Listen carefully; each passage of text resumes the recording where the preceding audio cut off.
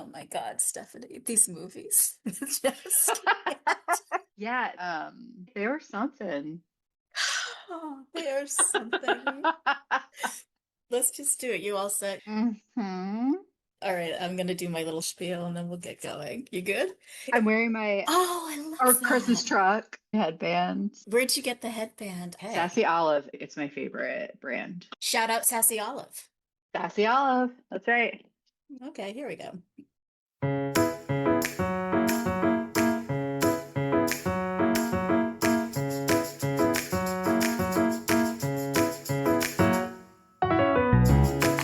Hi, everyone. Welcome to Hallmark Movie Drafts, the podcast where guest panelists are all Hallmark movie enthusiasts and maybe even Lifetime Channel Christmas movie enthusiasts who love to debate, rank, and create definitive top 10 lists of Hallmark movies. Or in this case, it's a wonderful Lifetime Christmas movies. I'm Lynn Austin, your host, and co-hosting with me today is my friend, Stephanie Preschel. Dr. Stephanie Preschel. Hey, Steph. Merry Christmas. This is just the day after Christmas.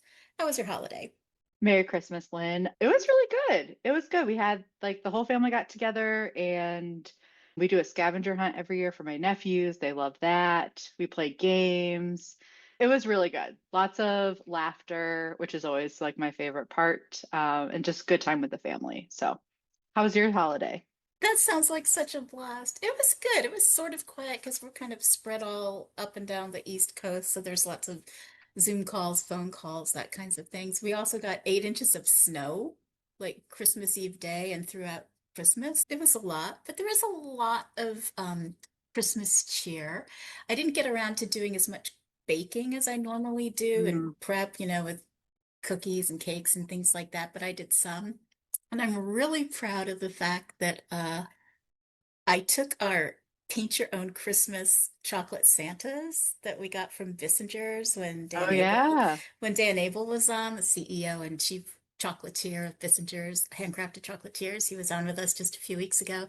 I took the chocolate Santa, that 3D one, and I melted it down, added some peppermint extract, and it made a bangin' milk chocolate peppermint bark. It was really, really good. That sounds so good. It was, and even So, though so it good. was painted with like red, yellow, and brown chocolate paint in quotes and stuff, Yeah. when I mixed it all in after I was melting it, it all just was all the normal chocolate color, and it was really good. So that was great. Yeah. We had a blast. The day passed really quickly. It seems like months of preparation, and it's over in a heartbeat. So true. Speaking though of Bissinger's, is that HMG promo code still good, right? Yeah, the 15% off anything that your little heart desires on their website. Yeah, it's they've offered it up. They're so generous. They offered it up, wait, like back in mid-November or something, and it's good until December 31st. So don't delay if you want any more of those peppermint truffles, Stephanie. Hey, I actually after we recorded with Dan, I was like, I need to get some of this for my family. It's so good. So everyone, when we were doing our Christmas presents and stuff, I got something for everybody. And my sister loves chocolate cherry cordials. That's like her favorite, absolute favorite. Every year my mom gets them for her. And I don't want to say I outdid my mom by getting the Bissinger's ones, but my sister was like, these are so good. She's like, these are the best. So yeah, definitely recommend for folks if they want to check something out. Oh, that's so great. That is my absolute favorite candy. If I'm going to eat candy, I will always go for a chocolate covered cherry. Good for you. Yeah. Winning Yeah. Christmas. Yeah. Absolutely. All right. So today's show, which is number three, Stephanie, for December. It's been a super busy month for HMT. Just crazy. Yeah, that mega maxi Hallmark hunks and glasses with the five panelists. I laughed so much while I was listening to that, and especially like with such experienced drafters. It was like chaos in the best way. That was so much fun. So if folks haven't listened to it, please do. It is hysterical. It was wild. So that was Alicia, Cece, Meredith, Hillary, and Aaron. They did such a great job. Aaron Beth was scoring the match in real time. I don't even know how she kept it straight. Clearly, I couldn't keep things straight because I kept calling on Aaron every Yeah. time it was her. That was great. And you're like, are you doing a bit? I'm like, no, I'm just stupid. I mean, it's just a lot. There's a lot of moving parts. And she was a really good sport. But I don't know if I want to do another Mega Maxi again. You know, top 15, yes. With five panelists, maybe not. Maybe I shouldn't have Yeah. skipped from three all the way to five. Maybe I should have tried out four. I don't know, but the math wasn't working that way. Anyway, what are we doing today? What's today's draft? Why are we here? So you and I are going head to head to draft the top 10 list of the 2025 Lifetime Channel Christmas movies. There are 13 of them because one technically aired on Lifetime Movie Network channel, but it's most definitely eligible. So, listeners, in the last couple of shows when I was shouting out this draft in a promo, I think I said we're drafting the top five. I think one other time I said we're drafting the top six. I can't even remember which number I used on the Instagram post. But since we're watching all 13, actually, to be honest, I couldn't even keep it straight. So at the last minute, we said, you know, what the hell? Let's just do a standard 10, even though there's only two of us instead of three. Yeah, and also because I just kept messaging you saying, if this movie doesn't make the list, we still need to talk about it. Yep. Yep. So I think that might have something to do with it too. Yeah, I think that was probably the primary reason. I'd rather blame you than once again point out my shortcomings. You can blame me. It's fine. This is a wild list of movies, so Uh, it'll be fun. it is, and I'm really curious to see how it goes doing a 10 with just two of us, because normally it would be a seven. But honestly, we've been talking about doing a Fast Five Friday for a couple of years now, and I've kind of tiptoed around it, but I think I just enjoy making things more complicated than they really need to be.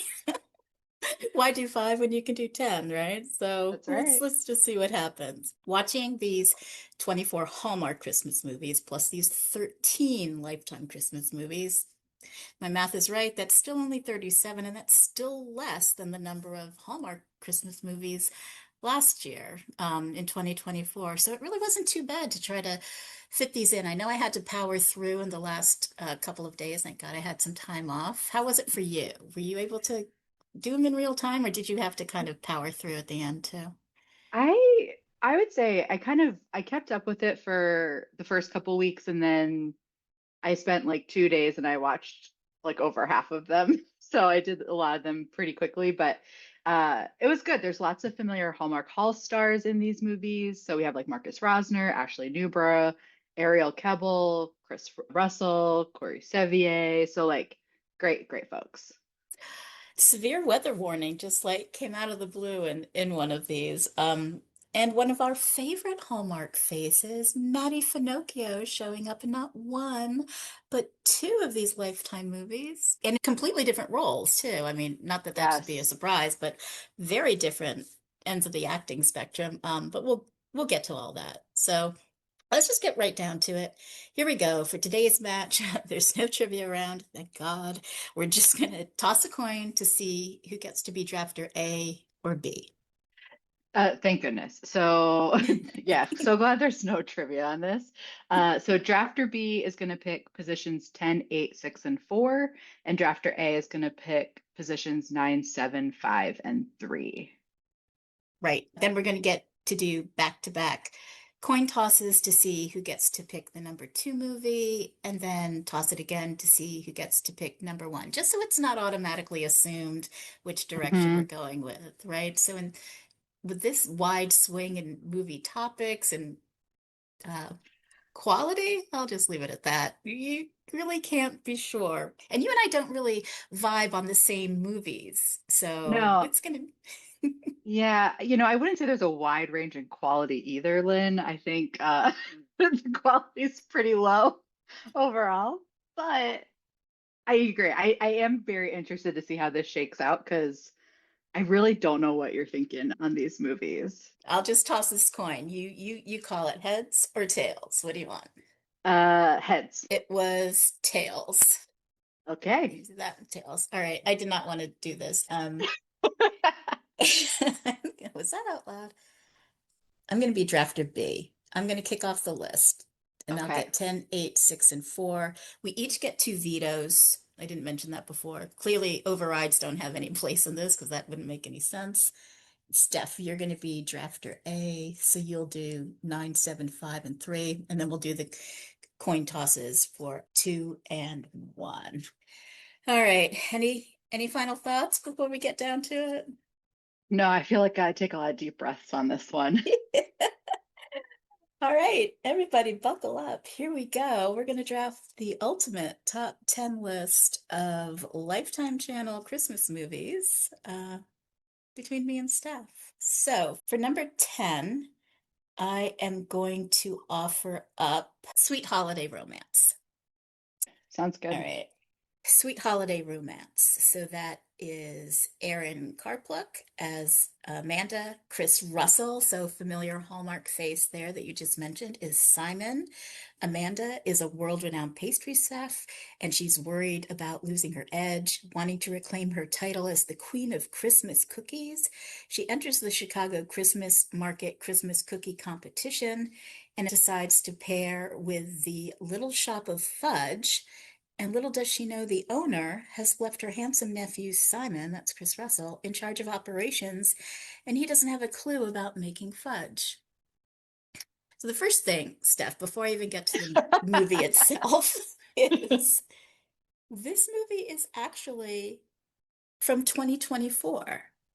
I go onto IMDb to kind of look and see, who directed this, who wrote this. I try to look for the layers there, and I couldn't find it. And it was known as Christmas, Love, and Fudge. That's title, but it's Yeah. accurate.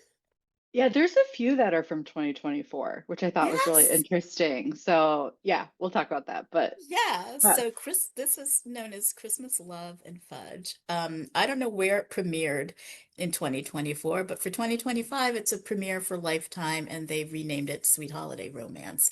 And it was directed by Danny J. Boyle. Shout out Danny J. Boyle. He does a lot of Lifetime movies, like the mm, stalking ones and the really thrilling ones on LMN. There was none of that vibe in Sweet Holiday Romance, of course, and maybe it could have used it. Chris Russell in a beard is a mood for me. He's strikingly handsome, and normally, men with those chiseled features don't cover it up with a beard, but it works for him too.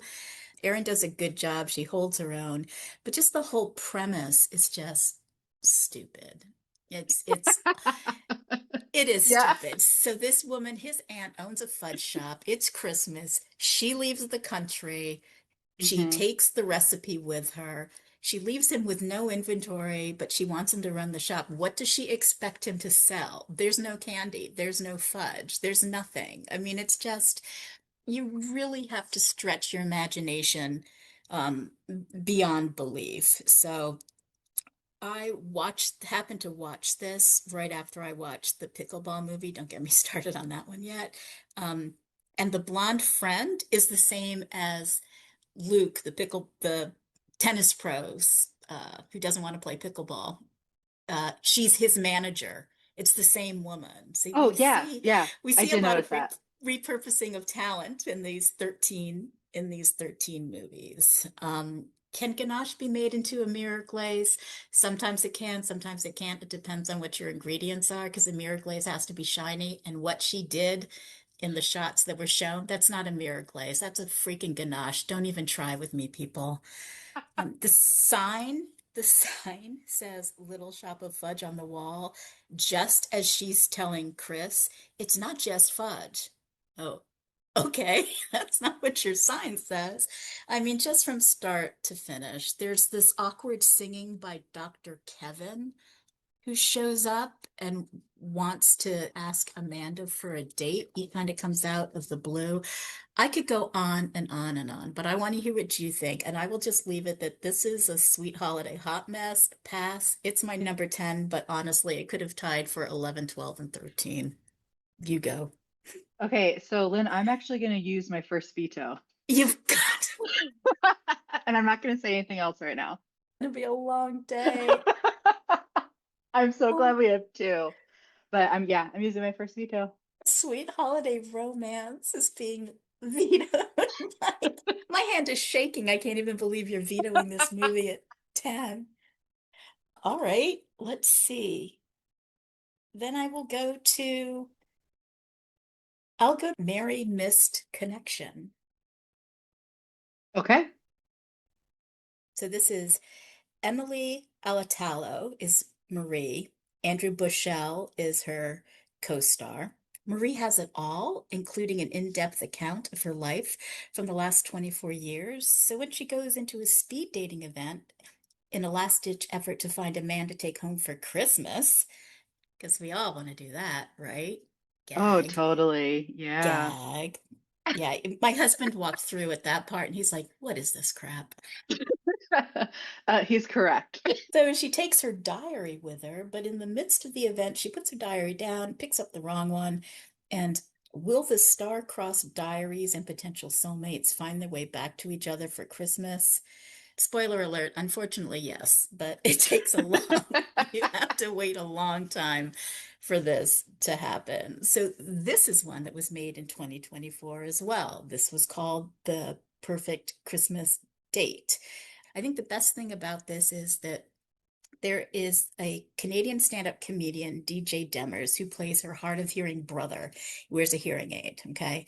And he does wear one in real life. And he starred in One More Time, a Canada TV series in 2024. It's a workplace sitcom where he plays a hard of hearing manager in a struggling secondhand sporting goods store. And he's really good. This guy is super, super funny. And at one point, they're doing sort of like this Pictionary kind of style game, and she wants him to play along. You do it blindfolded, and he says something like, so I should be blind and deaf? I don't think so, Pass. Which is funny. Is it PC? Of course not. But Nope. he says the line and it made it past everybody. And I did laugh because it was so unexpected, and the rest of the movie bored me to tears. Are they good looking? They're great looking. She says she's a science communicator. I don't know what the fuck that is. That means nothing to me. Lynn, that was like an instant turn off for me. And because it's in like the first like 5 minutes of the movie where she's explains that she's a science communicator. No, she's an educator. She educates people about science. That is what she does, which is great. That's actually a very important profession. A science communicator? What is that? I don't know. I'm still laughing about it. I was annoyed because she has this list of things that you cannot be in order to date her, things that are hard rules. And we only get to hear like three of them. Number five, no singing. Number two, no cooking. Number three, no running. Now, the little flashback clips that they show, those are funny. Like I Mhm, had hope at that point, but the rest of it, not so much. The mom does give good advice. Her daughter's complaining about how this guy lied to her, the one who owns the diary, right? mhm, And the mom points out, well, you lied to him too. So she calls her out on it, which is good. Hallmark doesn't usually do that. I'm glad to see that Lifetime chose to say, you know what, stop whining. You did the same thing. mhm. Two wrongs don't make a right. And sorry to go back to like the whole baking and kitchen stuff again, but 2 days to make 200 hors d'oeuvres. I can make 200 hors d'oeuvres in less than 90 minutes. You don't need 2 days. You don't even need one day to do Okay, that. Lynn. Hey, I It's feel like that's a little bit of a humble brag, but okay. it's 200 not. is sounds like a lot. I don't know if it would take 2 days, but it No, 90 minutes? on a sheet pan, you can fit, depending on the size of the hors d'oeuvres, you can fit at least 20 hors d'oeuvres on one sheet pan. You've got two racks in the oven, that's 40 at a clip. You don't need 2 days to do 200 hors d'oeuvres. Anyway, don't get me started. The mutual apology is good at the end. Her green dress is gorgeous. Yeah. One of the things that I think that Lifetime did really well, which I wish Hallmark would do more of, is that you have interracial romance here, right? Hmm. This should not be a big deal to show on a screen in 2025. And I think three or four of the Lifetime movies out of the 13, those were the couples. And I thought it was fabulous to see. And I hope that, Walmart, Walmart, oh my God. We're killing it today. I want to see more couples like that in Walmart and on Hallmark. And on Hallmark. That's right. Okay, I Steph, don't what do you think of this? How'd I do on this one? I actually had this just outside my top 10. I had this at 11, so I think this is a great spot. Our thoughts are pretty similar. I think the only thing I'll add is I think the male lead we've seen in Hallmark movies, but as like the friend, kind of the sidekick. or at least I've seen him before in things, but he's typically not been the lead. And I really liked him as the lead. I think he could do well like over on Hallmark. The only other note that I had was this was a good movie to wrap presents to. 2 thumbs up. Two thumbs up. All right, it's your turn. Hit me with it. Number 9. Okay, so number 9 is also a movie from 2024 and stars our dear friend Marcus Rosner. Christmas in Alaska. So it stars Marcus and Emma Johnson. And they are, I believe, rival journalists, and they're competing for the same promotion. They're getting ready to go over to Asia for work, and their plane gets stuck in Alaska, which happens to be where Marcus's younger sister and husband live, and they have to try to save the inn. This is I feel like, quintessential, like, Hallmark, Lifetime, holiday movie type of plot. I thought it was really cute. Marcus, now that we've met him a couple of times, like I feel like watching him, it just feels so different. And like he just seems more like a goofball in the movie than it now that we see that that's like a part of his personality as well. Like when they're trying to like skate and he just keeps like falling on his ass and he just keeps struggling and everything. It looked like they had fun filming this movie, which was good. I will say, I think the one thing that I liked more about this movie is the female lead kept reminding me of Britt Bristow at times. Certain facial expressions or just like her facial features. And I was like, are we watching Marcus and Brittany right now? I didn't think there was anything super special about this one, but a good one if you want to get that classic holiday movie feel. I had this higher um, because these are 13 movies and it's all relative. That's what I meant, but I did have this Yeah, higher. yeah, that's fair. I had the same initial reaction. I thought this is Brit. It's Brit Bristow. I thought Marcus has a type for Hallmark Casting, movies. Yeah, for casting has a casting. type for Marcus. Yeah, that's Yeah, I funny. think I think absolutely. The competition for a job promotion between two internal employees is both icky and a sign of poor leadership. I hate that. 100%. I hate that trope so, so much. And it's over Christmas, so stop already. That was a trilogy of awfulness. Marcus has some funny bits, which is really good. My initial thought in the first 5 minutes when they were actually having to go to Japan, and I was thinking to myself, how are they going to make Canada look like Tokyo? Fortunately, the plane goes down in Alaska instead. Good call, Lifetime. I don't think that would have been realistic at all. Um, I think the only other thing is Marcus driving a dog sled team was Oh, hilarious yeah. to me. Yes. I clipped that video and sent it to a few people, and it only got funnier. It only got funnier when he was literally spooning Emma Johnson, his co-star, in the back with the boy in the front. It was looked so awkward and uncomfortable and like a lap sit that just shouldn't have been Hmm. happening at all. Totally. Yep. But yeah, good choice. I like it for number 9, even though I had it slightly higher. All right, number 8.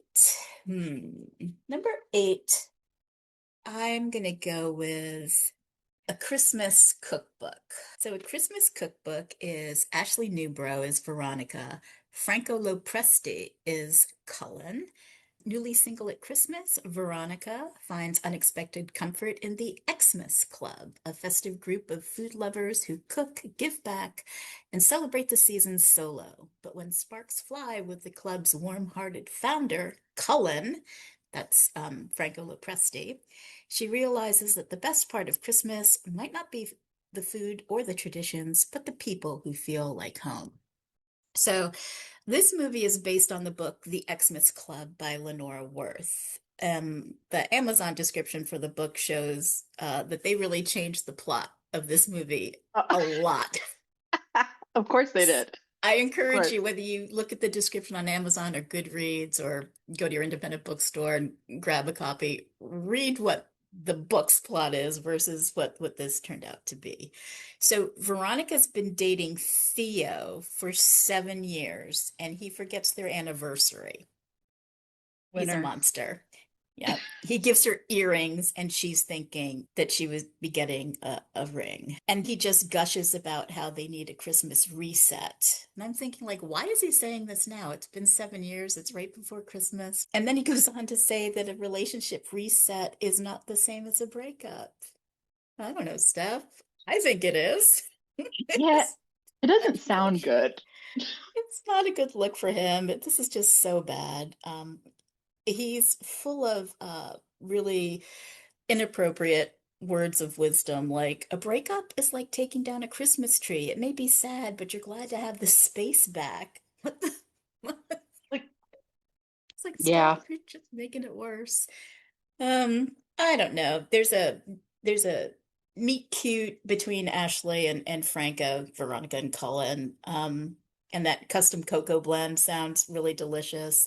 The book that she's editing, Savage Moon, sounds like it's hilarious. Like he's reading it over her shoulder and just the plot. I'm like, what is happening in this book?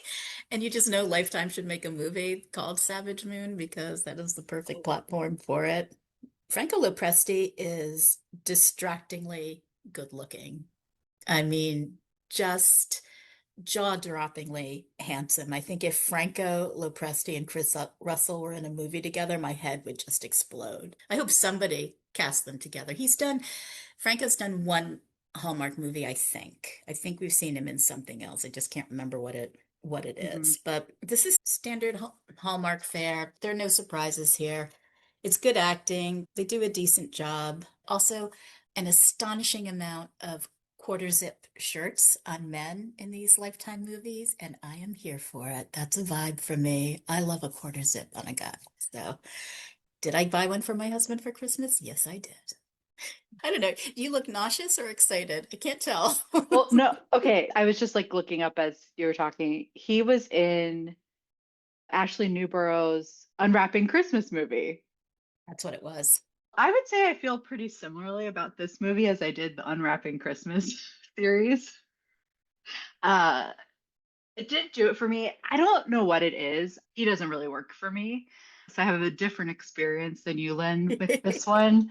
I will say the one thing that I did like was the whole like concept of the Xmas Club of these different single people getting together and having this community around the holidays.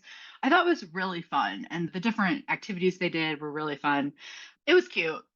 This one felt very 2017, 2018 kind of Yeah. holiday movie vibe, but this one also just missed my top 10. So we've now done my 11 and 12. So I'm so curious though, like which ones? Is it going to be like my top ones? Don't make your list, or I don't know. It's going to be interesting to see how this shakes out. So Do not make me bring back Sweet Holiday Romance. Do not make me bring it back. you're so You funny. know, the other thing that this movie had, they did have a same-sex couple like late in Oh, the yes. storyline as an Yes. Yes, aside, yes, so that yes. was Yeah. that was kind of good. And they had a really the intensity in which their blow up, their misunderstanding takes place was just crazy, Uh-huh. Yeah. crazy, crazy big over the top. So I don't know. It is what it is. So Yeah. it stands at It Christmas. stands. It stands at number 8. All right. I'm scared. What's your number 7? Okay, so for number 7, it stars one of my favorite people from like the 90s, and that is Brandy Norwood. So the movie is Christmas Every Day. I'll talk about the movie and then I'll say a little bit more. So Fancy or Brandy, she's our lead in this movie, and her dad passes away, and basically all she wants to do is uphold all of his traditions, particularly as her mom starts to lose her eyesight. And at the same time is also planning her sister's like helping plan the wedding. And her sister's a little bit of a bridezilla. She's helping make the dress. And then all of a sudden there's a water pipe burst and it just disrupts all of the plans. But what happens is there is this lovely, rugged, charming contractor, Jalen, who comes in to help with the house and ends up helping with her mom. And so, one of the things with this movie, I will say, like I said, I've loved Brandy since I was a kid. I loved her on her TV show Moesha. I loved her music. I love when she was in the live action Cinderella that had Whitney Houston. That was like such a monumental movie for me as a kid. This one was really just like they all had really good chemistry. I really liked the storyline around the mom losing her eyesight and how I can't remember if she was a woodworker or she did something where she like built things. That was her career. And so I really liked that they touched on the whole idea of when you're an adult and your parents are getting older, and as an adult, like realizing, oh, your parents have, because you just see them so much as like your parents. And so seeing that aspect, I feel like that's like just like a very real common part of life. And that is not typically addressed in these movies or anything. So I really liked that. This one was just kind of a feel good, really enjoyed. Did we watch the same movie? Wait, I'm talking about the right one, right? Christmas Every Day. Yeah. Yeah. I wish I had experienced it the way that you just explained it because because your version sounds wonderful. I love Brandy. I love Brandy. Brandy Yeah. Norwood. I love Debbie Morgan, who is in this Mm-hmm. as well. I didn't like this movie. It didn't make my top 10. I lost interest in it very quickly. Mm. I think because of the bridezilla element of it. I did like the other fashion designer. I can't think of the actor's name, but he was very funny and he was very Oh, good. Yeah, yeah. Debbie Morgan, I mean, she's like an icon in daytime television, and I thought her meltdown screaming and frustration scene was just too much to bear. But I'm not going to veto it because maybe I need to watch this movie again because what you described sounded so much better than what I watched. And I do love Brandy. I do love Brandy, but no, it just didn't do it for me. But I'm gonna let it stay here at number 7, even though it was my 12 or 13. It was very interchangeable with this one. Oh, yeah. I'll give it It's, another watch. yeah, give it another try. It I'll was a give good it one. another try. Oh Yeah. gosh. All right. This is not going well. I just want to point it out. So let me see. I got that one. Forget that one. That one's on there. Um, my number 6. All right. My number 6 is going to be A Pickleball Christmas. I'm surprised it's in your top 10. You and me both, sister. I know how you feel about pickleball, so. I do. My father was a tennis pro. I was raised on a tennis court. My brother and I played tennis competitively, in tournaments and stuff, as every kid can do, Yeah. but we were both ranked at one point in our lives. So the whole notion of pickleball just no, it's not a thing for me, but I applaud anything that gets people outdoors and active, especially, if you're older in your years or younger and you just don't feel athletic, whatever it is, it's a good thing. But you know what? Do it on a separate court. Stop converting tennis courts to pickleball courts. That's where my real issue is. And I'm going to use that sound clip on Instagram again and again and again. I think Stop you should. converting tennis courts into pickleball courts. Go build your own, make them adjacent, and that's a fine thing. All right, so Pickleball Christmas. This is James Lafferty as Luke, Zibby Allen is Caroline, Maddie Finocchio makes one of the best appearances in this movie, laughing so hard, but we'll get to it. So, Luke's a tennis star. He heads home to Florida for Christmas, only to discover that his family's racket club is on the verge of being sold. Teaming up with Caroline, that's Zibby Allen, the club's pickleball coach, he reluctantly agrees to compete in a high stakes holiday tournament that could save the club. James Lafferty, I have loved for years. He was Nathan on One Tree Hill. Listeners, if you haven't listened to our One Tree Hill lead cast Hallmark Movie Drafts show that was back in like 2024, check it out because it's wild and it's really good. Unfortunately, he hasn't actually done a Hallmark Channel movie, so he wasn't one of the actors whose Hallmark movies were eligible, but We see a lot of other familiar faces in some of the supporting cast that are in there. The two older women that are like, hey, nice ass, right? They both have been in a lot of Hallmark movies. 16 people can play pickleball on one tennis court. I had to Google that. I don't, Technically, yes, they can, but it's just not done because they're basically having two pickleball courts side by side on one side of the net and two on the other. So it's really crowded. It just yeah. doesn't make any sense. But that was a bold statement that she makes for why we should turn all these tennis courts into fucking pickleball courts. I'm sorry. I'm trying not to drop the F-bomb. And I think I'm Drop doing it. pretty well. It's Drop just it. Drop it, fucking Lynn. ridiculous. It's insulting. It's Now insulting. that you Yes. should clip for Instagram. It's just like, stop it. So, one thing that I love is that Luke refers to pickleball as a glorified Zumba class named after the worst ingredient in a sandwich. And then he learns that it's actually named after a dog. Again, stop. Just stop with pickleball. So, there's a scene where he and Caroline are playing ping pong together. Neither one of them are holding a ping pong paddle correctly. They're not playing well at all. This is just not good. Um, Dink the halls. Again, this is another reason why pickleball is just not a sport. It's a hobby. I can't with this. The dad announcing Luke as the new club president when they're still not even sure if they can raise enough money for it to stay open. Is that a like, thanks, Dad? I mean, and I know everything that I'm saying is trashing this movie and that I'm offering it up as number six, but again, it's relative. And this movie entertained me because I was like, what the fuck, people? Stop with the pickleball. This is not going to save your club. And then, just when I'm starting to lose hope in everything that is good and holy, Matty Finocchio shows up as Luke's childhood tennis rival. And he makes an appearance as only Matty Finocchio can and just works it. He steals the show. He actually says, I smell like sandalwood and bobcat musk. And it killed me. He's so, so, so good. There's a witchy pickleball mom and son duo.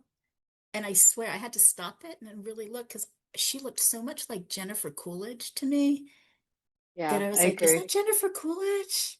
No, no. People coming out for a Christmas Day tournament of any kind, but especially a pickleball tournament, fuck no. That's not going to happen. Not in this lifetime, not ever.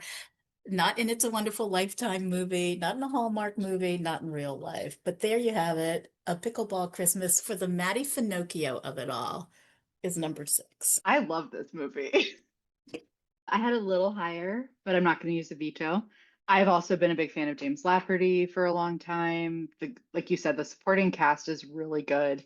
Matty Finocchio does steal the show. Like and part of it's because he's playing like kind of a D-bag, which is so funny because he normally that's never the character he plays. Like he plays so many different side characters and these quirky characters, but I don't know if I've ever seen him play this, and it was so fun to watch. So I will say this movie has nothing to do with Christmas.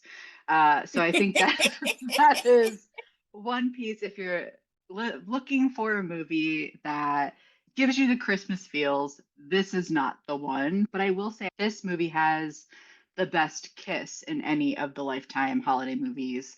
Their first makeout in the shed where they have all the supplies, best kiss by far, in my opinion. So, really like this movie. I thought it was fun. Lynn's making a face, so she does not agree with me No, on the it was a kiss. it, no, it was a good kiss. It wasn't my number one. It's in the top four. So this was actually my number five, even though I played it at Okay. six. Which one is it for you? It was my number four.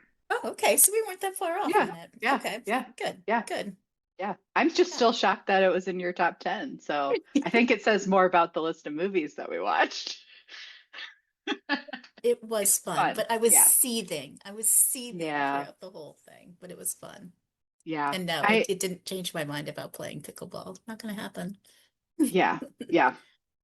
I grew up playing tennis also, and I played like competitively. I was not ranked or anything like that. That's so impressive. But I played and competed like throughout high school and loved it. And since pickleball came out, I was like, oh, I'm curious, but I haven't tried it. So Have you ever seen platform tennis?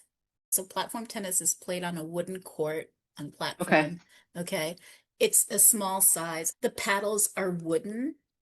The Mm-hmm. ball is Okay. hard. Oh, interesting. Yeah. And so, but it's a full court. It's like a shrunken version of a tennis court. And that I played for a little bit, but it screws up your strokes. It screws up your ground stroke Mm, because you're shortening yeah. everything, but you still need to follow through and stuff. If I was going to do anything to switch from a smaller court size, I would rather do like platform tennis than pickleball. I hate you, pickleball. My nemesis.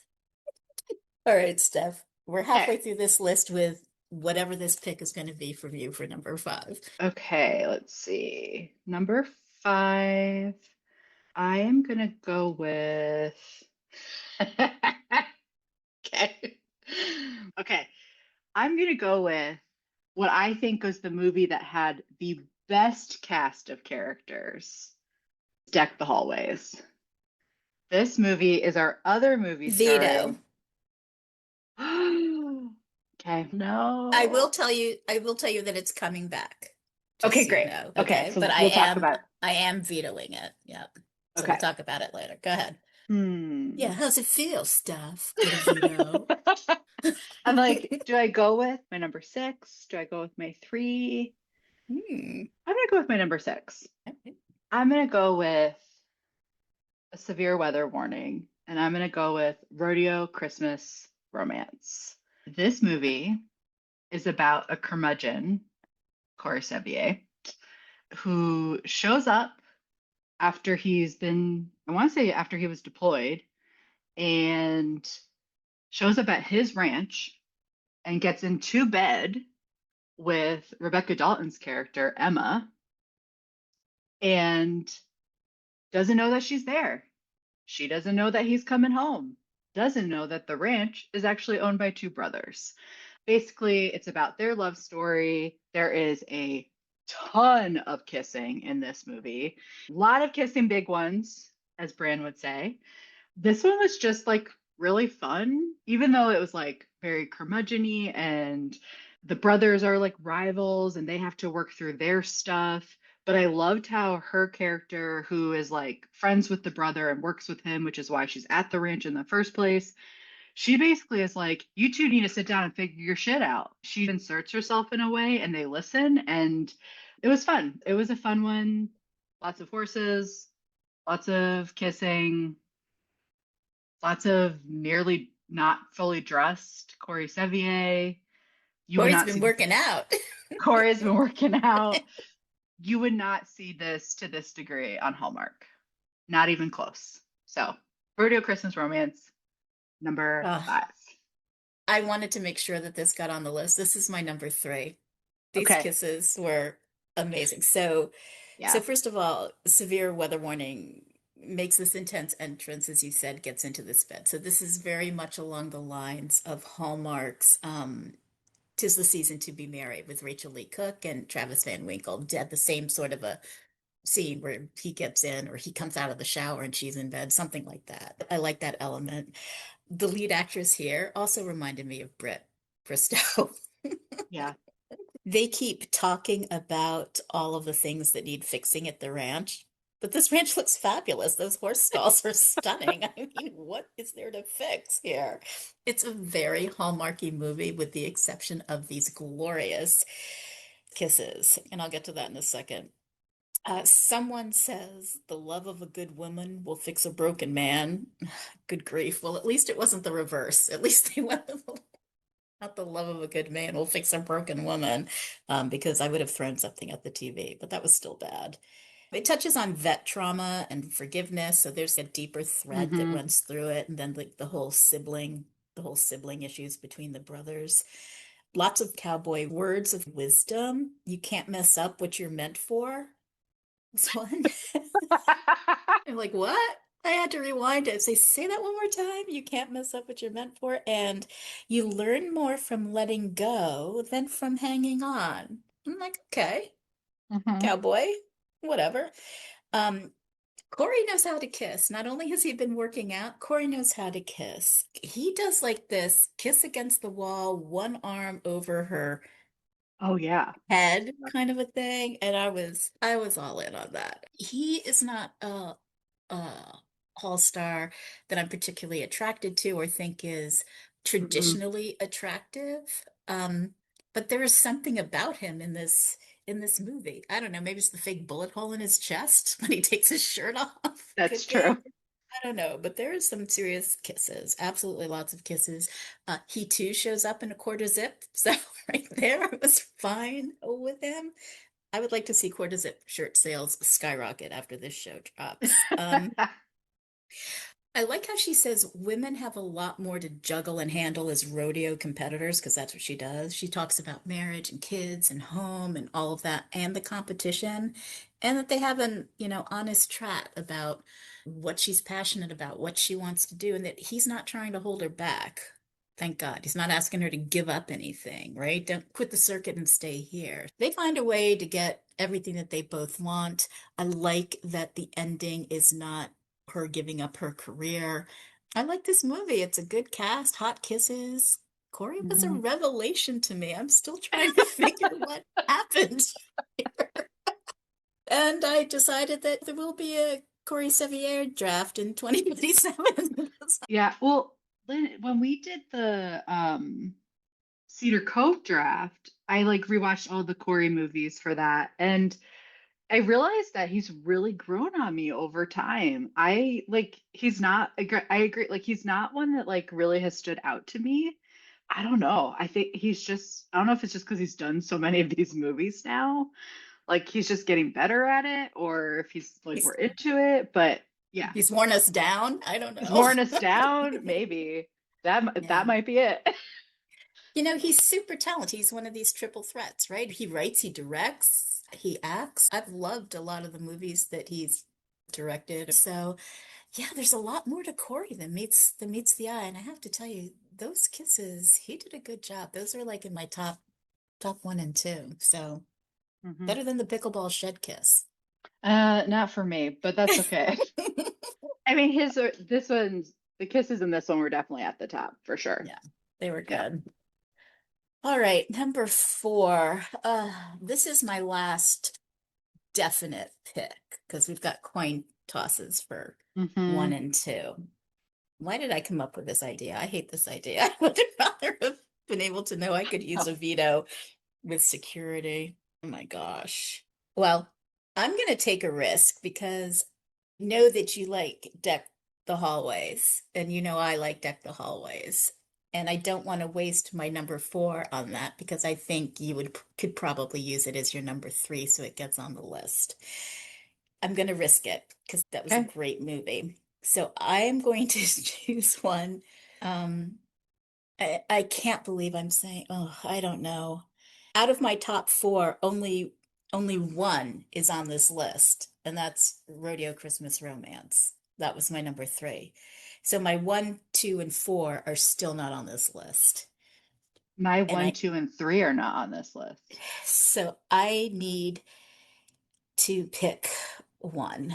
Because I don't know if I will win the coin toss at two or one. So let's see. I'm going to choose I'm going to choose what my number four was, and you thought pickleball came out of my mouth. It was shocking. My number four is Thank God Christmas at Keller Ranch. Stephanie Lynn! is dying. Stephanie is dying. I know. I know. Back to back ranch movies? You sound like me. You do have a veto. No, I'm not. No, I'm not going to veto it. I think it's a great movie for us to talk about. Oh, Thank God Christmas at Keller Ranch. I wow. Thank God Christmas at Keller Ranch. can I just say my laughing woke my dog up? She's in her bed behind me. Is she okay? Yeah. But she Oh was my fast goodness. asleep until then. Oh my goodness. Where is this? Here it is. All right. Thank God. Christmas at Keller Ranch. Ariel Kebbel is Maggie. I love her. I love her in Hallmark movies. Tyler Hilton is Wes. Pro hockey player Wes Campbell, who suffers an injury during a high profile game just 3 weeks before Christmas and is referred to Keller Ranch in Nashville to recover. And there he meets no nonsense rancher Maggie Keller, who's a single mom and an equestrian assisted therapist. So basically, this hockey player goes to rehab at a horse ranch that specializes in horse therapy. Of course, the ranch needs money. It's at Christmas time. It's at a risk of closing. It's run by a single mom. This ranch is huge. If you saw the aerial shots, uh, she's a widow. She's got a 13-year-old son who loves hockey, and she's going to create this, miraculous rehab for this pro hockey player in 3 weeks or less. Ariel Kebbel does a good job as an actress. They have some good scenes together. Um, there are a lot of wait what's in this movie, so I'm really shocked that this did make my list at number 4, but again, it's all relative out of the 13. The fact that she puts him in the guest cabin. Now, remember, he can barely walk. He's using a cane. It's painful to him. And she puts him in a guest cabin that has stairs to get to the cabin. It's like the first thing. It's like that was a bit cruel. He is not down for this at all. He's always belittling and doesn't believe in this. He calls it woo-woo therapy. Um, but it was a genuine vibe between them. So I love that. They've got great chemistry together. If nothing else, they've got great chemistry. The Santa paintball run looks like a blast. I would love to play that game, firing paintballs at Santas running around a field. The pastor, the church pastor in this movie was super creepy to me. I didn't like the way he looked. I didn't like the way he acted. He just really creeped me out. There's a shot of her grabbing Wes by his belt buckle. And then finally, Lifetime comes through with an in-bed scene, something Hallmark would never do or hasn't done yet. Um, at least Hallmark post 2012 hasn't done it. Um, Mm-mm. where they're in bed together. It's still a little Hallmarky at first because they imply that they've spent the night together in bed by showing like her slippers or something on the floor. But then they get right to it in later scenes where they show them in bed together kissing. I don't know. The script is solid. The title, thank God, Christmas at Keller Ranch. It's not preachy. It's really not a very overtly religious movie. No one is struggling in that regard, really. I think they named it that because that's the name of the song that runs through this movie, which is really kind of a bop. I'm not into Christian music, but I found myself looking this up on Spotify and then watching the video. I sent you the link to the video of this song, which was written and performed by Kane and Caitlin Brown, who executive produced this movie. So yeah, it's my number 4. It was better than I thought it would be. The title is really more about the song, in my opinion. There are some Hallmark movies, especially some with Nikki DeLoach, that are much more religious in their tone and content than this one. It really didn't have it. And they have good chemistry. That's it. That's all I got for you. Thank God. No, so I didn't have this one quite as high, but it was on my list. Oh. The whole time, I'm like, why is God in the title? This movie has nothing to do with God. And it wasn't until there's about 10 minutes left in the movie where I went, oh, this movie's about a song. I like completely missed that. And I also was really surprised because I'm like, okay, this movie has God in the title. And they start stripping pretty early in the movie. The amount of sexual innuendos in this movie, you would just never see this on Hallmark. This was like quintessential Lifetime movie. But yeah, it was fun. I always love a ranch movie. It wasn't as high on my list, but It was a good one. I'm also a big fan of her. One of the first times I ever saw her was in John Tucker Must Die, and just thought she was so great. And then also on Gilmore Girls, but she plays a character that is Yeah. not as fun. But yeah, she's great. I love her Hallmark movies too. Like Yeah, the first one yeah. she did, the Bride one she did with Andrew Walker. It's like a Oh yeah. classic Yep. Hallmark. She's just so good. And she's Yeah. beautiful. And it's Hmm. just lovely. I'm so glad that you're not going to veto it. So, Nope. yay. Okay, Not today. here's your last surefire pick.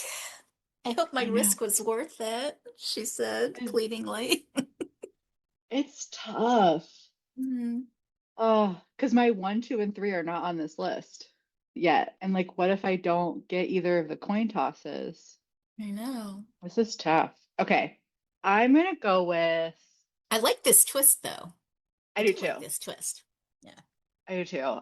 I'm gonna actually go with what I had for number three, and because I think it's really important that this is on the list, but it is our Lifetime Movie Network original movie. Do You Fear What I Fear? So I think it's important to set the stage. This movie opens with someone clearly setting up cameras in an apartment. It zooms out. There's a couple of monitors. Clearly, someone is spying on someone. And all of a sudden, it goes to like real life. This woman leaves her small town. She leaves this boyfriend, her parents.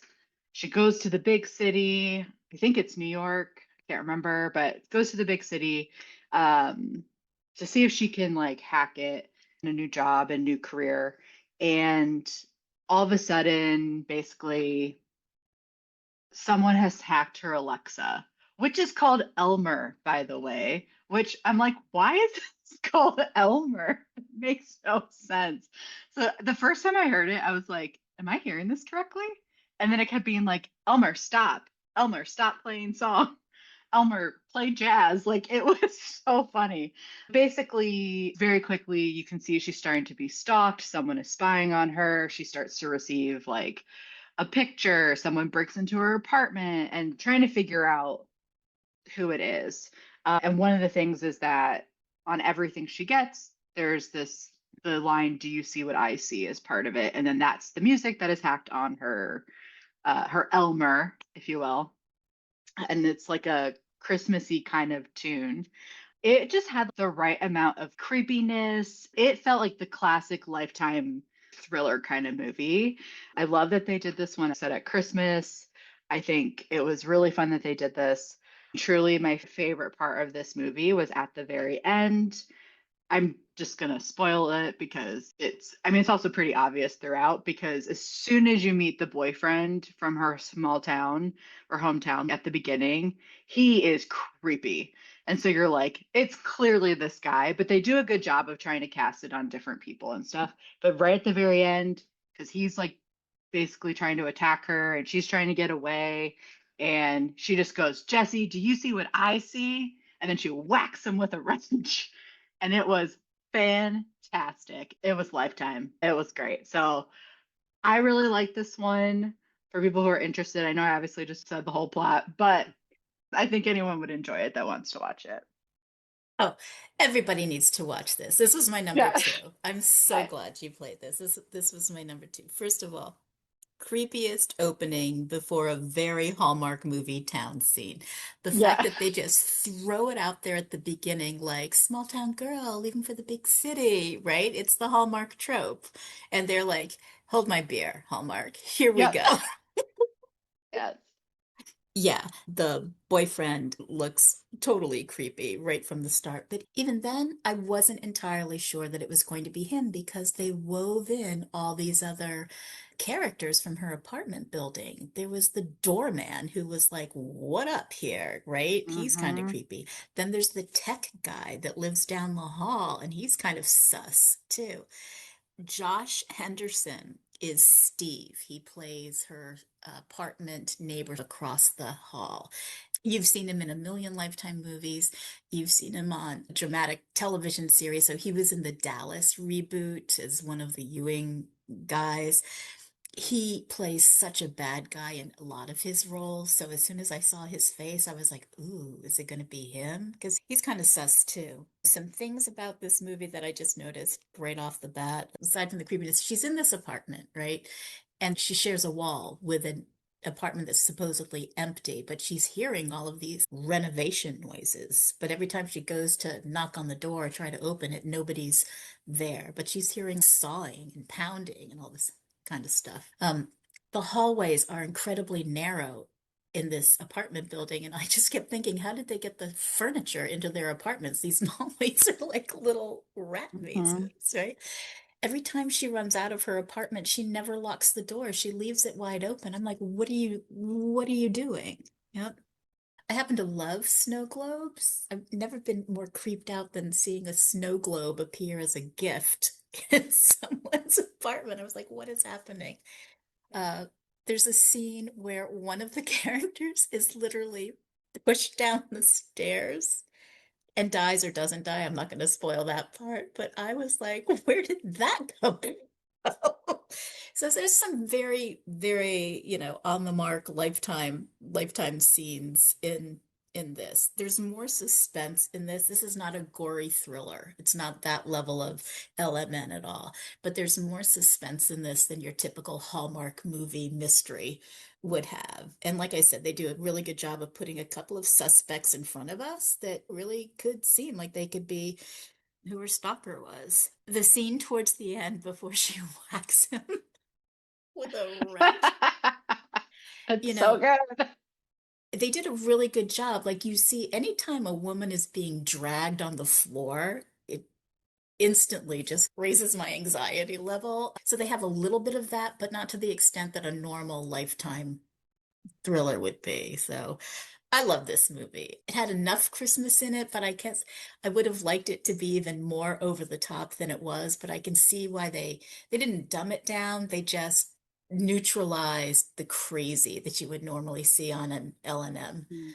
L&M movie in the spirit of Christmas. So I am very happy with Do You Fear What I Fear at number three. Good job, Steph.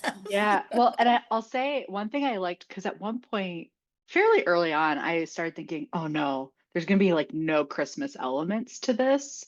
But it was little things throughout. But also, one of the times she came home, there were 5 Christmas trees in her apartment. That was one of the things. And there's other things to it, but it was like that was one of the things that the stalker did. It was great. Was the point of putting 5 Christmas trees in her apartment meant to scare her or to woo her? Like, what was he really thinking here? And that's what I couldn't really figure out. I think in his head, he was maybe trying to think that these are all things that she loves. And I don't know. There's a lot of wait, what, and unexplained Hmm. references that are dropped in this thing, but I didn't care about any of that because I was just so happy to have an L&M movie in the mix, which I think is great. Yeah, it was great. All all right, Steph, you get to call it heads or Oh, tails for number two. you call it. Oh, you want me to call it? All right, I'm gonna Yeah. call tails. Heads. Oh, You get to perfect. pick. You get to pick number two. Right. Okay. I like to bring back what you played at number 10, Sweet Holiday Romance. Veto. Veto. No. No. No. I love you, but no. Fine. Fine, Yeah. Lynn. Okay. So you're out of vetoes. Yes. Oh, if you played at number one, I swear to God, Stephanie, I swear to God, if you get the number one and you play that, you better think long and Here's the hard, thing. Missy. I do need to talk about that movie though before we're We done. we will. I promise. There is a reason. Okay. Okay. All right. So number 2 then I'm going to actually play Jingle All the Way to Love. Oh wait, I lied. I'm not going to do that. Okay. I'm going to play Deck the Hallways. We need that on the list. There you go. Yeah. Okay. Let me play Deck the Hallways. Well, now you Okay. know that I also like Jingle All the Way to Love. Okay. I gotcha. So, Deck the Hallways. This one has the iconic Loretta Devine, and she is, as always, so much fun. Basically, this is about this young woman, Zoe. She returns home to Chicago, visits her grandmother. The movie's all about these people who live in this apartment building and like the On the fifth neighbors, floor, on the fifth floor. the fifth floor neighbors, and they're all just this huge community there. But Loretta Devine's character, her husband passes away, and just kind of things have kind of changed in the building a little bit since then, but neighbors are still close. Zoe comes home and basically she gets together with her childhood crush. They're trying to get this holiday celebration up and running again. This has the most fun cast of characters in these movies. And Matty Finocchio is a neighbor, and he and his partner, they're trying to, I wasn't sure if it was like a boyfriend or a husband, but they're trying to adopt. They already have the baby or they get the baby, but then one of them has a kid from like previous time that they didn't know about, and then that kid joins the family, and so it's about that. And Maddie Finocchio's character is just like this like hyper nervous parent and so afraid of doing the wrong thing, which was fun. This movie has so much sexual innuendo from like minute 3 or 4. And Loretta Devine is the one who is leading that charge throughout this movie. It was Yes. just it was just so fun. I mean, she's asking her granddaughter basically about her sex life. She's talking about hers. So much fun. This is a great one if you're just looking for something real fun and yeah. I'm glad that you also like it, Lynn. What did you think though? I loved it. This was my number one. So Oh, okay. I'm so glad. Okay. So first of all, the granddaughter was played by, I might mispronounce her name, Naika Toussaint. And she is in Hallmark's Love in Store from 2020. That's with Bob Buck, Robert Buckley, and Carlo Marx. It's the one about the home shopping network. It's really, really good. And she has a part in that. Such a great cast. Just like you said, like right away, you see Loretta Devine and you know you're in for a good time. She's the grandma, she's Agnes, she's wild. Her granddaughter comes to stay with her, as you said, and sees the "Live Your Truth" sign on her grandmother's wall. And she's like, Grams, your truth is ceramic caps and doilies. Right? Nothing Nothing could be further from the truth. Loretta Devine says things like, Granny's been bending, baby, and I'm running my own ship and I'm ready to set sail. I mean, she is just full of snappy one-liners. Her sexual energy is off the charts. Her clothing, her attire, she is just go, go. As we get further into the story, we realize that she is just trying to overcompensate for this tremendous grief and sense of loss from her husband, who had died a while ago, who was really that common denominator pulling everybody together on the fifth floor, doing the holiday party that they would have in this beautiful community that is the fifth floor group of residents.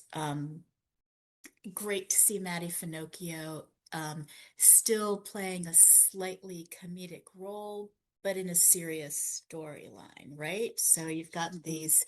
you've got this married same-sex couple. They've just adopted a baby girl. He is all nervous energy, and then finds out, like you said, that he's the father of a 9-year-old boy that he never even knew existed, that comes to live with them. And I think Lifetime handles that storyline really well. It's serious, but not enough to bring down the fun vibe. And Mhm. everybody is that this boy who is clearly, he's traumatized, right? But he finds a family unit very quickly, not just with his two dads, but with the other people on the fifth floor. I love as I've already said, I love the racial diversity, like Jace's parents, right? And Mhm. then the floor itself. Like I said, I would love to see more of that in Hallmark. I want Christmas on the fifth floor. These people are fabulous. I love their Mhm. spirit. I love their sense of love. Um, when Jace and Zoe play ping pong in the community room, they could teach those pickleball people how to hold a ping Okay, pong paddle Lynn. because Okay. Okay. because they do it right. I loved what the floor did with her husband's wooden star.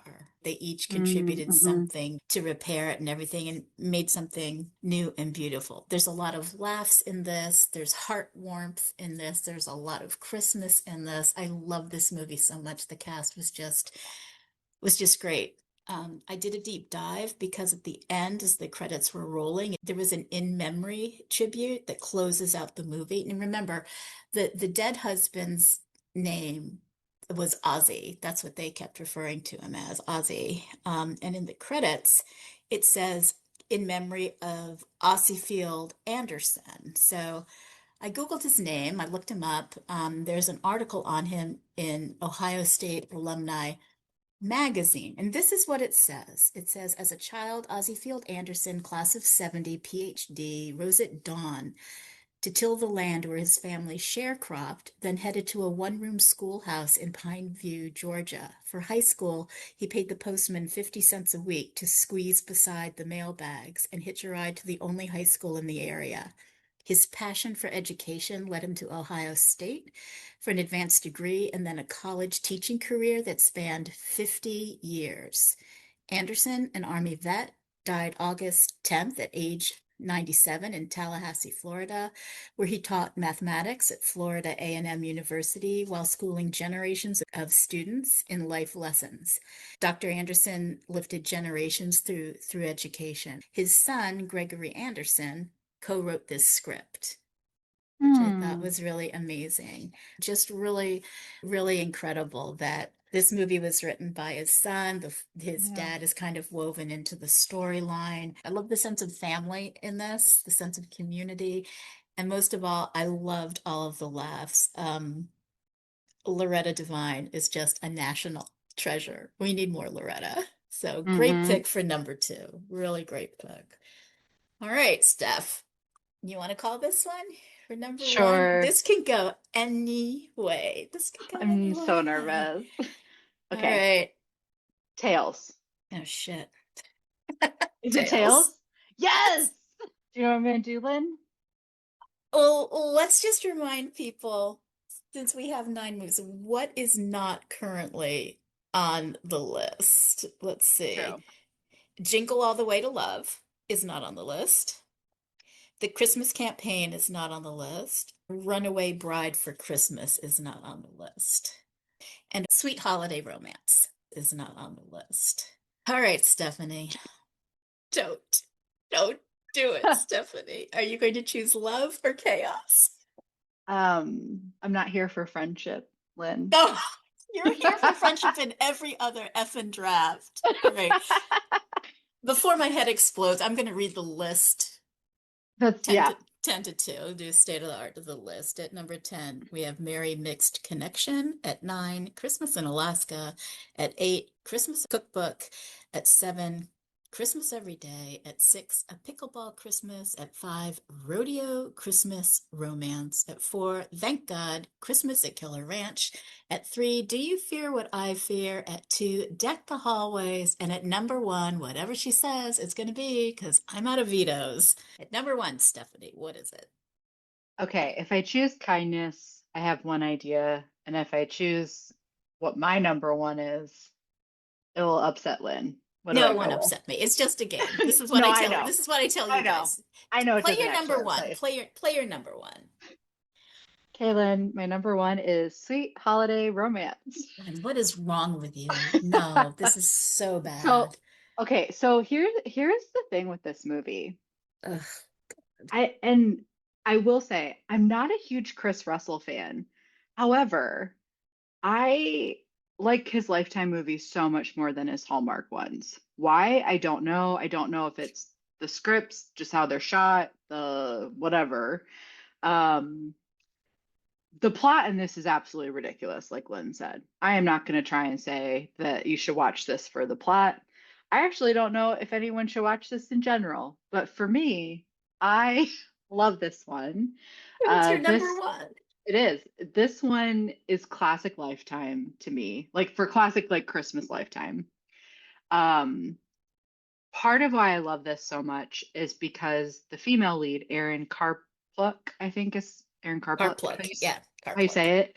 Yep. She starred in two of the movies that got me into this entire genre and why I love them. So she was back in 2009 in the original Mrs. Miracle movie for Hallmark, starring opposite James Vanderbeek and Debbie. I was going to say Debbie McComber. That's not who it is. Well, now you're Doris, just making stuff up. no, sorry. Debbie McComber's Mrs. Miracle, Yes. opposite Doris Roberts. Okay. She plays the lead there. I watched that movie probably a dozen times in the first couple years. I just loved it. I love her. And then she also starred in The Christmas Lodge in 2011.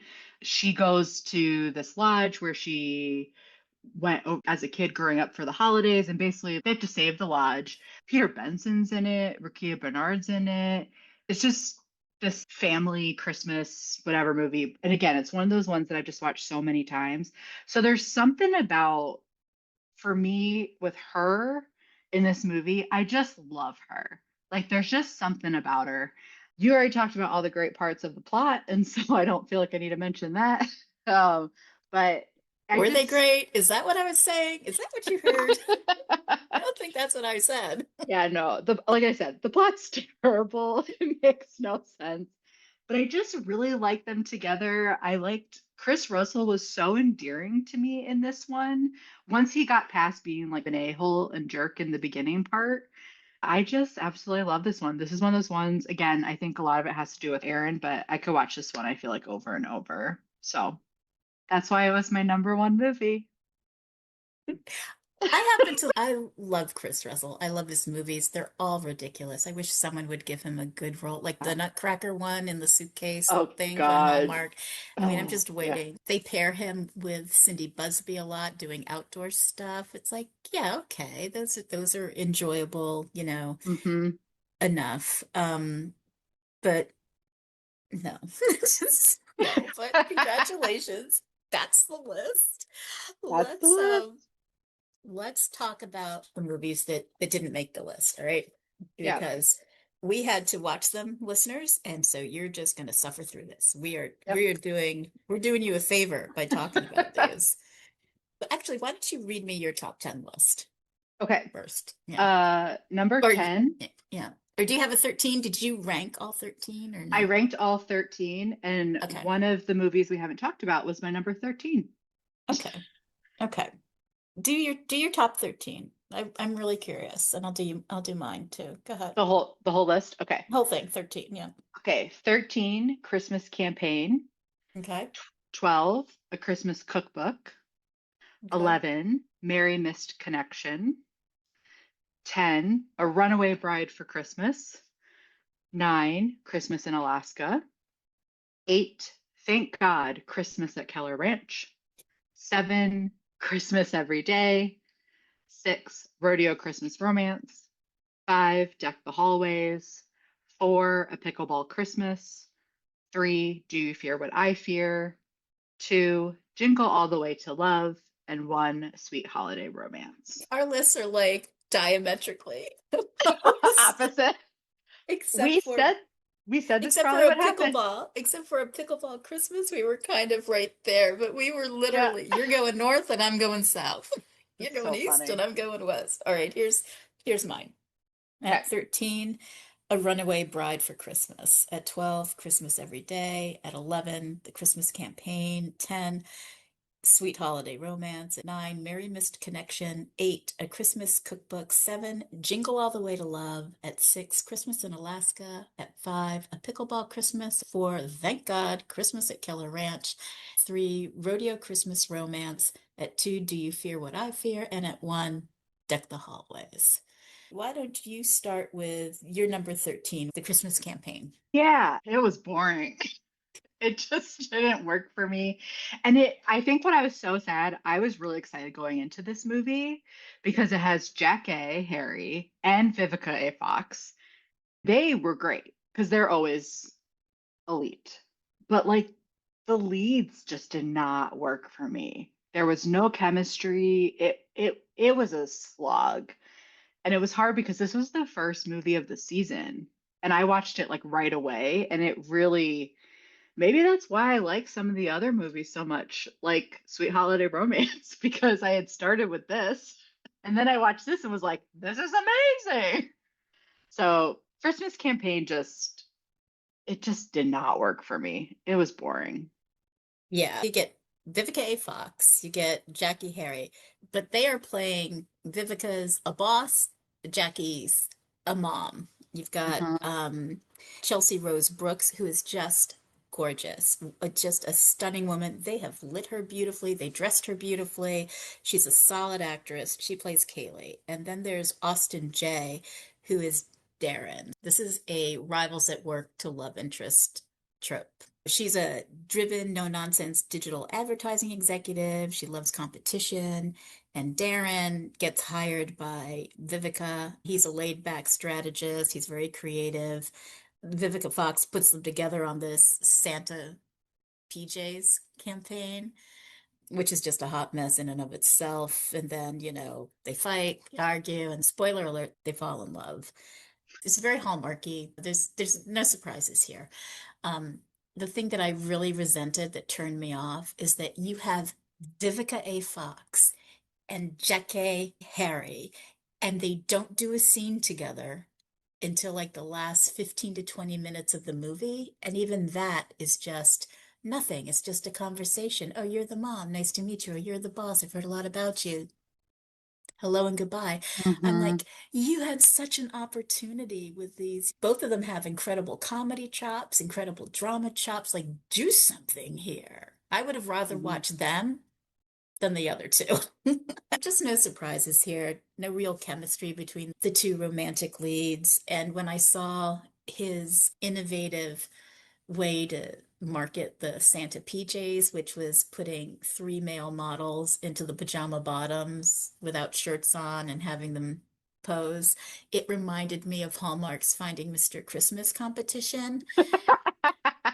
And I just got angry all over again because for 2 years in a row they chose the wrong winner. So I was just like, no, this is not gonna happen. Oh, I like Craig.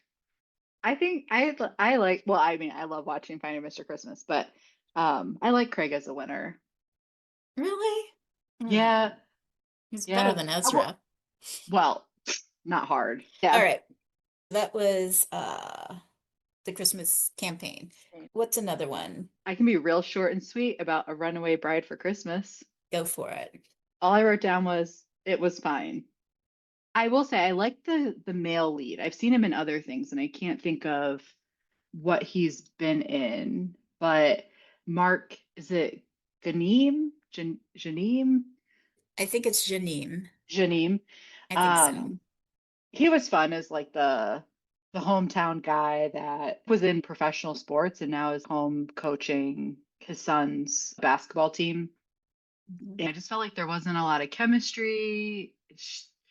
She's walked out on multiple grooms, it sounds like, which is fine. There's nothing wrong with that. If you realize they're not for you, don't marry them. But it again, just a slog. So I said, this movie is trash. Run away. Run away from this movie and don't look back. It's my number 13. I had a lot to say about this movie, and I'm so glad you didn't play it. So you've got Nichelle Turner as Emma. You've got Janime, who is Mitch. Runaway bride Emma seeks refuge in the only town she's ever called home. She unexpectedly falls for her former high school crush, that's Mitch, who's hiding his own heartbreak. But when her ex arrives, determined to win her back, she must decide if she's brave enough to risk her heart again before Christmas. On the good side, you have interracial love interest, and you got a quarter Mhm. zip. Got a quarter zip in almost every scene that Mark is in. Shout out quarter zips, okay? But I hated this movie right from jump. I really did, right through the very, very end. Um, a positive. Even though they have zero chemistry together, I have to say their kisses were actually pretty good, which just added to the weirdness to me because they had zero chemistry. Mhm. Absolutely, absolutely none. Steph, you and I did the Bissingers Christmas Truffles draft with Dan Abel Jr. Mhm. I was offended by the chocolate truffle tasting scenes in this movie. Did you notice that? If you can't identify coconut in your mouth, what is wrong with you? Oh, But what is this? I think it's Oh, is it caramel? Stop already. Just stop. Absolutely not such obvious flavors and textures. What was the point of all of that? Mark Janame gives Brennan Elliott vibes. He's been in some Hallmark movies. I can't name what they are, but he's in the Virgin River series that has other Hallmark stars in it, like Marco Mhm. Grassini and Ben Hollingsworth is in it. It's really good. It's a great series. Um, so he's got good acting chops, right? But in looking at him, all I kept thinking was if Jimmy Kimmel and Brennan Elliott had a love child, this would be this guy. Because because that's what he looked like. I don't know. I didn't like any of it. It's your wedding day and you're coming down the stairs and your groom says that basically the bride is in a friend zone. He's not into her sexually or romantically. What the fuck? Who wrote this? Start with a Mhm. different premise. We don't find out until three-quarters of the way through the movie that the friend that she's staying with in her quote unquote hometown, that she and her friend are both foster kids. Like that came out of left field. And was that because is that the reason why she is always traveling around or something? Like she has no home. She's a life coach and she can't make a decision on who she is or what she wants to do. I mean, she just sort of falls apart to make the last end of the movie kind of work, right? Mhm. It took me three times to finish watching this movie. That's how much I hated it. I only finished it because I had to I had to finish it because I couldn't risk you playing it and not being able to say anything about it. Also, what the hell is her job at the school? I thought she was volunteering to help with the fundraising, but all of a sudden she's giving pep talks to the basketball team. He was a professional basketball team coach. He can't talk to these kids. This movie is just horrible. Start to finish. Don't watch it. Don't give it any of your time. I'm done. Bad, bad, bad. Bad, bad, bad. Yeah. Zero chemistry. Don't like it. Watch it for the quarter zip and nothing else. Steph. We have one more movie to talk about. Oh, we do? Oh Yeah. no. Which Jing one? Jingle All the Way to Love. Oh, Jingle All the Way to Love. Okay, you get us started. Okay. Well, I love this movie. So this one has Aaron Agostino and Romaine Waite. Um, so Aaron's character, Andy, she receives a lucky sleigh bell from a stranger at a New Year's party. And then passes it on. The whole idea is that you pass on this sleigh bell to someone in need that needs a little luck. And years later, she wins this like radio contest, and the host, who's the male lead, turns this story of this sleigh bell and stranger into a segment for the show. And so it's the two of them going down kind of mystery lane to figure out path of the sleigh bell. Who's this mystery guy that gave it to her? Because she thought she had a connection with him. So part of it is trying to find this guy, but then also what happened to the sleigh bell. So it's all these stories people are sharing how the bell helped them and all this stuff. And it's about the radio host and her kind of falling in love. It's a little bit of an enemies to lovers trope. They have really good banter. It was really fun. They had really good chemistry. This is one of those movies that I would watch over and over. So I would totally rewatch this one. Lynn is so disappointed in me, but it's fun. This is like just a fun one. I for some reason can't think of another word besides fun right now, but it was What fun. number was it on your list? What number This was it was on your list? this was my number two. Okay, yeah. This was my number seven, but again, only because of everything else. So, Yeah. um, I appreciate everything that you just said. I truly do. I didn't hate it, but I didn't love it. Aaron Agostino gives Anna Kendrick vibes to me in this movie. Yes. She's very Yeah, good Anna call. Kendrick. There is a quarter zip in this movie. Lynn, I think they all had a quarter zip. Think it was a budget thing. The other thing too is that this movie reminded me of a book that I just read, or more accurately, that I just listened to, a rom-com book that I just listened to called First Time Caller. It's It's on the bookshelf behind me to read. oh, then I won't spoil it What? for you, but Okay. it's very much along those lines, only the book is better um Well, than yeah, of than course. this movie. This movie is slightly different. I hope you love the Okay. book. Yeah, there's just nothing surprising. It is very Hallmarky. There was a lot of build up for not a lot of payoff at the end. Um, I I love that again, this was a mixed race couple, Hmm. which I think is really important. Keep up with that. His daughter is charming in this. There's nothing bad, there's nothing good. I wouldn't be watching it again, but I didn't hate it. It was number 7 on my list. It wasn't the worst. It was no Runaway Christmas Bride or whatever that thing was, a Runaway Bride for Christmas. But it Doubt. was certainly wasn't a Yeah. Deck the Hallways. No, it. Well, I liked it more than Deck Always, but What is that's okay. Lynn, this? listen. This was This, so fun. yeah. I love the fact that I rarely draft, and this year I drafted twice, and both times were with you. Drafted chocolates, Messenger's chocolates. Oh, We yeah. drafted, and we drafted these Lifetime movies. I'm saying you So drafted with Cece. I You drafted did. with, yeah, the only other person Oh, who would do a Jessica Lowndes draft, Lynn. I did. I did. Well, I guess what I mean is I didn't do like a regular 3 panel drafts. I did Yeah, these like one-on-one, these one-on-one yeah. things. This was so much fun. I really wanted to be able to drop a Christmas movie draft in December without, doing the Hallmark Christmas movies because coming up in January, Vanessa Dial, Mary Carver, and Brian Harold are all back again for their 4th year in a row to draft the top 10 list of 2025 Hallmark Christmas movies. They are truly our HMD Christmas movie experts. Then is it really accurate to call Brian Harold a Hallmark Christmas movie expert? I mean, some of his picks over the years for that list. Yeah, well, Brian Unleashed is a thing of beauty and questionable choices. Sure.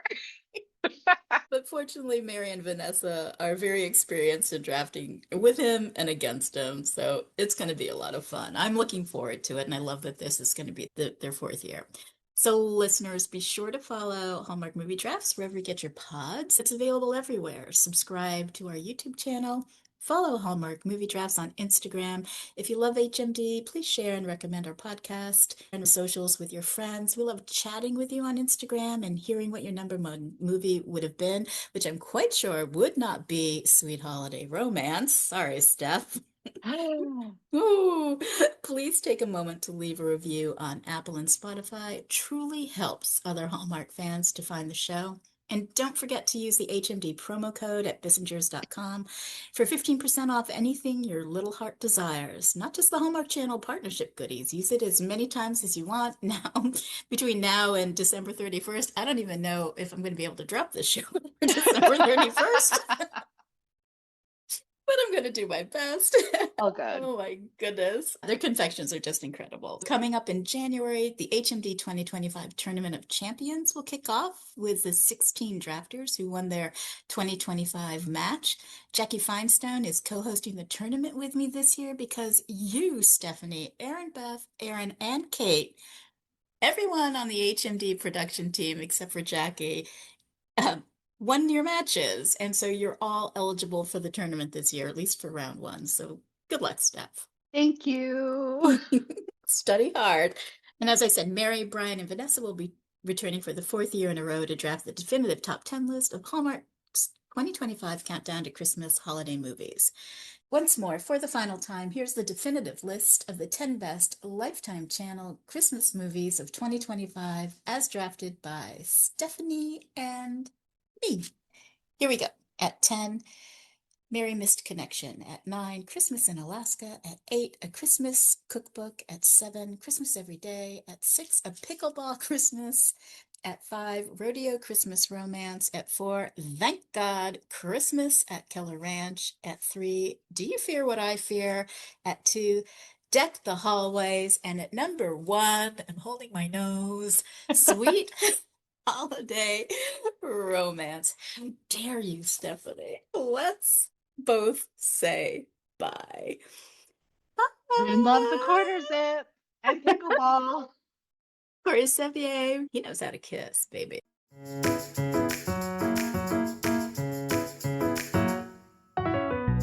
Hallmark Movie Drafts is a monthly production.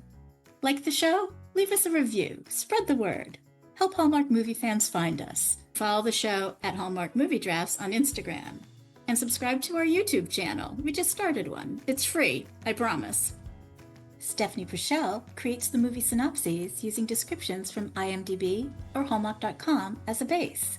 Kate Baca, she creates and vets the list of eligible movies and manages our Letterboxd account called Hallmark Drafts, where you'll find the movies for each show, as well as the final top 10 lists and the panelists who drafted them, so you know who to blame. Erin Rempe and Jackie Finestone help with special projects. Erin Bass-Cermak, she creates the trivia round questions and, along with Stephanie, Kate, Erin, and Jackie, provides additional creative, research, and hosting support. Me? I'm Lynn Austin. I'm the showrunner, producer, and host. I staff the panels, manage the show topics, the production schedule, and the HMD socials, and I edit and publish the podcast. And none of this would be possible without the Deck the Hallmark podcast double-deckers, who share their passionate opinions on these Hallmark movies that we love, or maybe not love, so much. See you next month.